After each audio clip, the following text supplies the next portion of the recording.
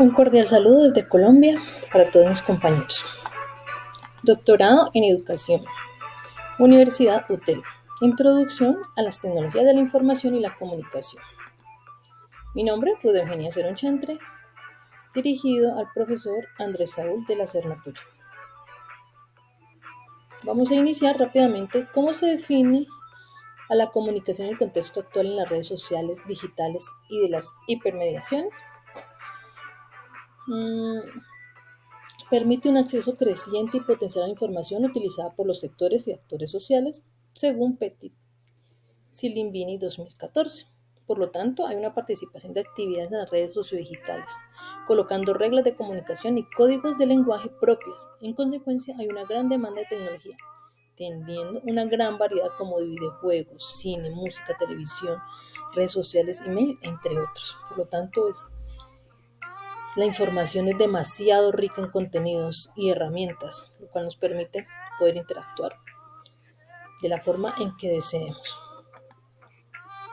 Por otro lado, ¿qué es la comunicación socializada? Bueno, Castel 2008 define que es la comunicación socializada aquella que se da en el ámbito público, donde se refiere a la incidencia que tiene la información dentro de una sociedad en red, caracterizada por omnipresente dentro del hipertexto multifuncional, llegando a todas las esferas de la vida social, mediada por las relaciones de poder y cómo esas influyen en imponer su voluntad sobre otros actores. Tenemos también otra pregunta. ¿Cuál es el proceso para construir significados simbólicos por medio de la comunicación? Bueno, la comunicación es una herramienta poderosa que genera participación activa. Necesario construir significados simbólicos que faciliten la comprensión y acceso de la información y saber de dónde proviene y hacia qué tipo de receptores va dirigido, como por ejemplo los logos de diferentes apps, que buscan diferenciarse haciendo uso de colores, formas que no solo captan la atención de los usuarios, sino que también su recordación. Por lo tanto, los símbolos son demasiado importantes dentro de la comunicación digital y sabemos que un color, un logo, nos lleva a un contenido específico. Siguiendo con las preguntas, ¿cuáles son los procesos de interacción de tipo intercultural? Si dado es cierto que tenemos demasiada información alrededor del mundo, todos tenemos hambre de comunicarnos, pero también tenemos que tener unas habilidades. La primera habilidad que tenemos que tener es una habilidad de aprendizaje, estar abiertos al cambio. También tenemos que tener una habilidad de adaptarnos para poder conocer e identificar al otro. Tengo que tener unas habilidades comunicativas para darme a entender de forma asertiva con el otro.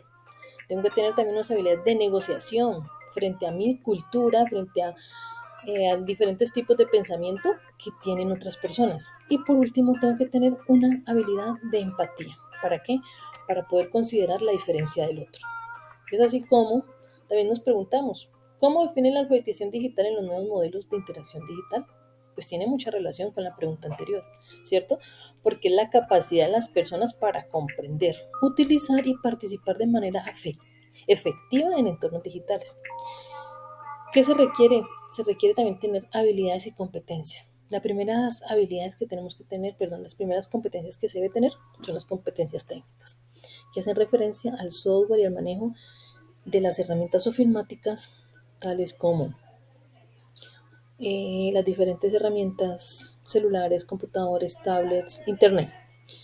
También tenemos que tener la habilidad para crear contenidos. ¿Por qué? Porque es que en la era digital, la forma en como yo quiero informar define mucho cómo la otra persona capta la información que yo le quiero hacer llegar. También tenemos que tener una conciencia crítica de los contenidos que queremos participar a los demás. Y también tenemos que tener unas habilidades de participación ética, donde yo debo saber qué informo, qué no informo, cuándo informar y por qué informar. Bueno, y también tenemos otra cuestión aquí. ¿Cuáles son y cómo justificas tus posturas a favor o en contra de los aspectos de los nuevos soportes de comunicación digital en el proceso de comunicación? Bueno, realmente son variables entre ellas. Todas las herramientas ofimáticas que se usan para comunicar y transmitir todo tipo de información. Por tanto, estaré en contra de algunos y por tanto también estaré a favor.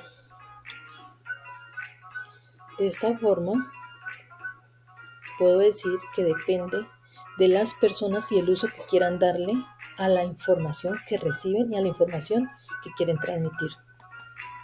También tenemos cómo justificas tus posturas a favor o en contra respecto a los nuevos soportes de comunicación digital en el proceso de comunicación.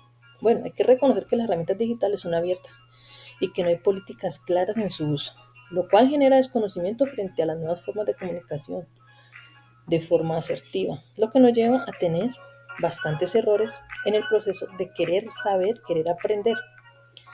Y por otro lado, también es preciso considerar una conciencia respecto al manejo de la información y en forma de identificar la información cuando es veraz, cuando es creíble y cuando es relevante que la tengamos, porque no toda la información que nos llega la necesitamos. Ahora bien, ¿qué tipo de competencias comunicativas inciden en los modelos de interacción sociodigital? Bueno, realmente son varias. Creo que estamos ante un panorama bastante amplio, pero también asimismo tenemos que tener muchas competencias. Tenemos que tener la competencia textual, de la forma como me quiero dar a conocer. También tengo que tener la competencia visual, de qué información puedo mostrar.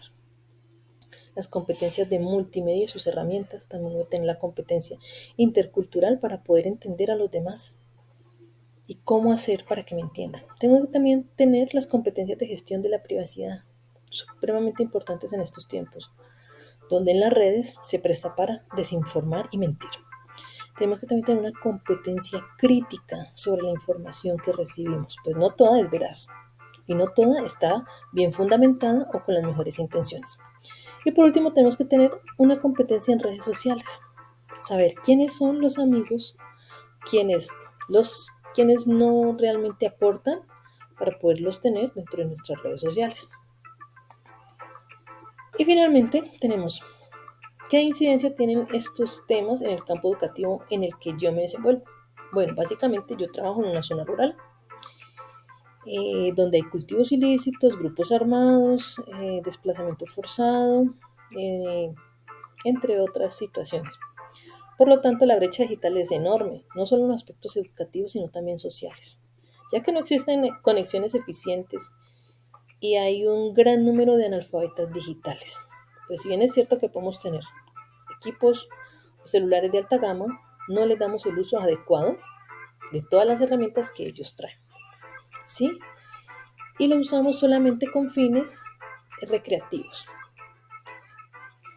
Otra parte importante es que hay tantas necesidades básicas insatisfechas como la falta de agua potable, la energía constante, las vías de comunicación, centros educativos que tengan la capacidad instalada de forma tecnológica, pues no lo tenemos. Por lo tanto, debo decir que estamos ante una situación bastante precaria. Por lo tanto, es muy difícil poder nosotros incluir dentro de nuestros programas, proyectos educativos, una alfabetización digital y darle un uso adecuado cuando no tenemos ni los equipos ni las comunicaciones pertinentes para tales fines. Bueno, ese es mi aporte de esta semana. Muchísimas gracias.